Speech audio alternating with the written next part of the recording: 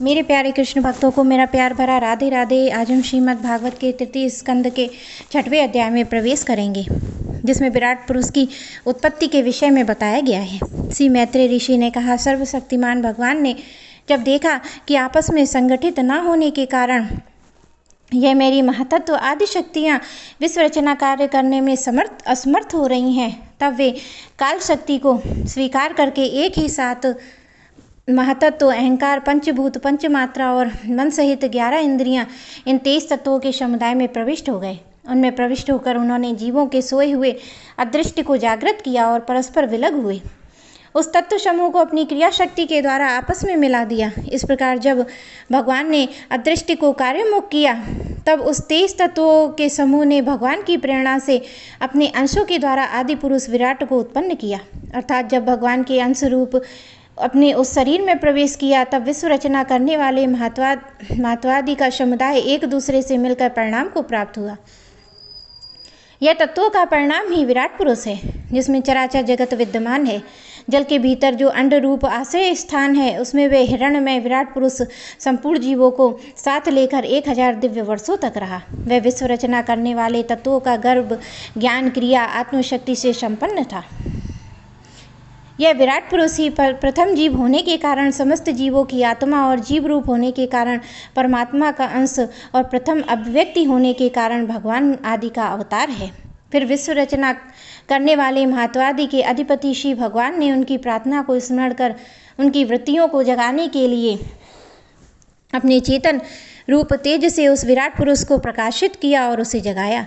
उसे जागृत होते ही देवताओं के लिए कितने स्थान प्रकट हुए, यह मैं बतलाता हूँ, सुनो।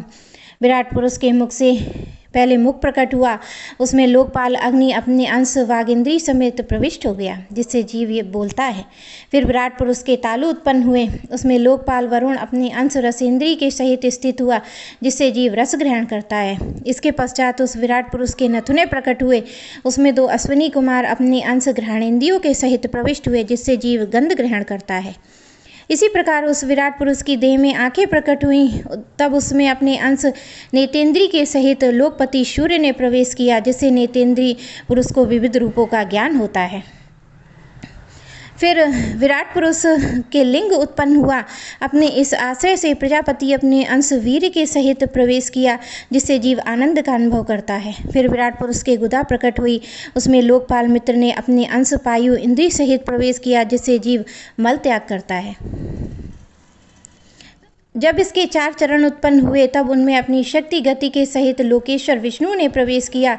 इस गति शक्ति के द्वारा जीव अपने गंतव्य स्थान पर पहुंचता है।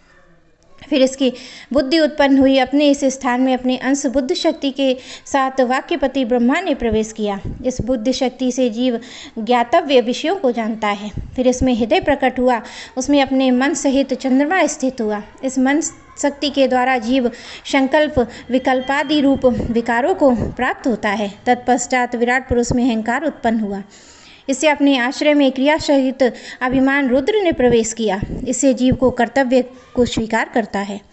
इस विराट पुरुष के सिर से स्वर्गलोक, पैरों में पृथ्वी, नाभि से अंतरिक्ष उत्पन्न हुआ। इससे क्रमशः सत्व रज तम तीनों गुणों के परिणाम देवता, मनुष्य, प्रेत आदि देखे जाते हैं। विदुर जी, वेद ब्राह्मण भगवान के मुख से प्रकट हुए हैं। मुख से प्रकट होने के कारण ही ब्राह्मण सब वर्णों में श्रेष्ठ और सबका गुरु है। उनकी भुजाओं से क्षत्रिय प्रकट हुआ, क्षत्रिय और उसका अवलंबन करने वाला क्षत्रिय वर्ण उत्पन्न हुआ है, जो विराट भगवान का अंश होने के कारण जन्म लेकर सब वर्णों की रक्षा करता है। भगवान की दोनों जांघों से सब लोगों का निर्वाह करने वाली वैश्यावृत्ति उत्पन्न हुई है। उसी से वैश्य वर्ण का प्रादुर्भाव हुआ, जिससे यह वर्ण अपनी वृत्ति सब जीवों की जीविका चलाता है। फिर धर्मों की सिद्धि के लिए भगवान के चरणों से सेवा वृत्ति प्रकट हुई। उन्हीं से पहल में उस वृत्ति के अधिकारी शूद्र वर्ण भी प्रकट हुआ, जिस वृत्ति से श्री हरि प्रसन्न हो जाते हैं। ये चारों वर्ण अपनी अपनी वृत्तियों के सहित जिससे उत्पन्न हुए हैं, उन्हें अपने गुरु श्री हरि अपने अपने धर्मों के चित्त शुद्धि के लिए श्रद्धापूर्वक पूजन करते हैं। विदुर जी, ये विराट पुरुष काल कर्म स्वभाव शक्ति से युक्त भगवान की योग माया प्रभाव को प्रकट करने वाला है।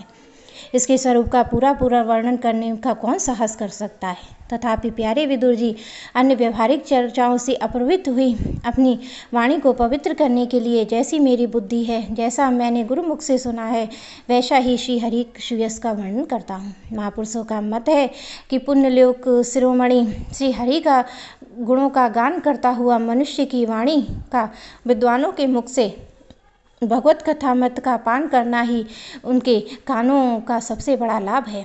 वत्स, हम ही नहीं, आदि कवि श्री ब्रह्मा जी 1000 दिव्य वर्षों तक अपनी योग्य परिपक्व बुद्धि से विचार किया तो भी क्या वे भगवान की अमित महिमा का पार पा सके। अतः भगवान की माया बड़े बड़े मायावियों को मोहित कर देने वाली है, उसी के चक्कर में डालने वाली चाल अनंत है। अतएव स्वयं भगवान भी उनकी था नहीं लगा सकते हैं, फिर दूसरों की तो बात ही क्या है। जहाँ न पहुँचकर मन के सहित वाणी भी लौट आती है तथा जिनका पार पाने में अहंकार के अभिमानी रुद्र अन्य इंद्रधिष्ठा देवता भी समर्थ नहीं है, उन श्री भगवान को हम नमस्कार करते हैं। मेरे प्यारे कृष्ण भक्तों को मेरा प्यार भरा राधे राधे।